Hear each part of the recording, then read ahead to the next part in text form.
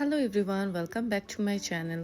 আজকের ভিডিওতে আমি আপনাদের সাথে রূপচাঁদা মাছ অর পমফ্রেট ফিশের একটা ইজি রেসিপি শেয়ার করব।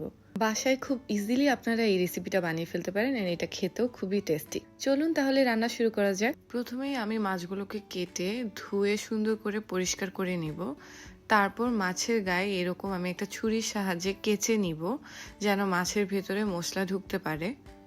তারপর আমি মাছগুলোকে ফ্রাই করার জন্য এর মধ্যে লবণ, মরিচের গুঁড়ো, হলুদের গুঁড়ো দিয়ে হাফ অ্যান আওয়ারের মতো মেরিনেট করে রাখবো।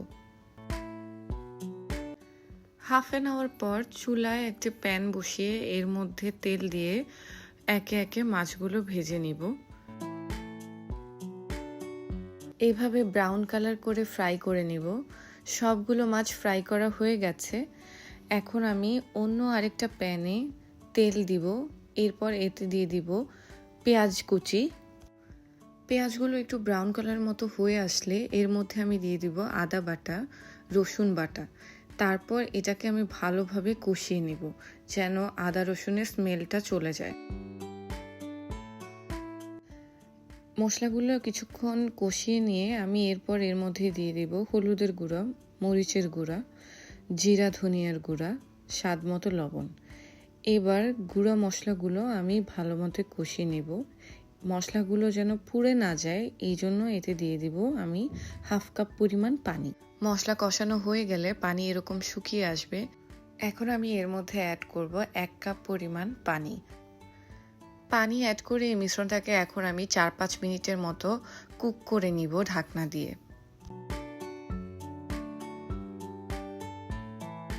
4-5 মিনিট পর ঢাকনাটা সরিয়ে আমি এর মধ্যে ফ্রাই করে রাখা মাছগুলো একে একে দিয়ে দিব। তারপর আমি আবার ঢাকনা দিয়ে কিছুক্ষণ রান্না করব। এইভাবে আমি একটু পরপর চেক করে করে দেখব যে মাছগুলো পুরোপুরি রান্না হয়েছে কিনা। ঢাকনা সরিয়ে আবার মাছগুলোকে উল্টে দিব। রান্না অলমোস্ট হয়ে এসেছে। এর মধ্যে আমি এখন দিয়ে দিব কাঁচা মরিচ।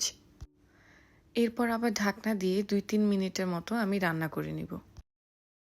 আমার রান্না হয়ে গেছে। এখন আমি ফ্লেভারের জন্য এর মধ্যে দিয়ে দিব ধনিয়া পাতা কুচি। এটা আমার ফ্যামিলি সবাই খুব পছন্দ করে, সো আমি এখানে অ্যাড করে দিয়েছি। আপনারা চাইলে স্কিপ করতে পারেন। এখন আমি ঢাকনা দিয়ে কিছুক্ষণ রেখে তারপর সার্ভিং ডিশে সার্ভ করব। আমি সার্ভিং ডিশে সার্ভ করে নিয়েছি। এটা দেখতে যেমন পারফেক্ট হয়েছে, খেতেও খুবই টেস্টি। আপনারা অবশ্যই বাসায় ট্রাই করে দেখবেন। আপনারা ভাত অথবা পোলাওর সাথে এটা সার্ভ করতে পারেন। রেসিপিটি ভালো লেগে থাকলে অবশ্যই লাইক, কমেন্ট করবেন অ্যান্ড আমার চ্যানেলটি সাবস্ক্রাইব করবেন। Thank you for watching.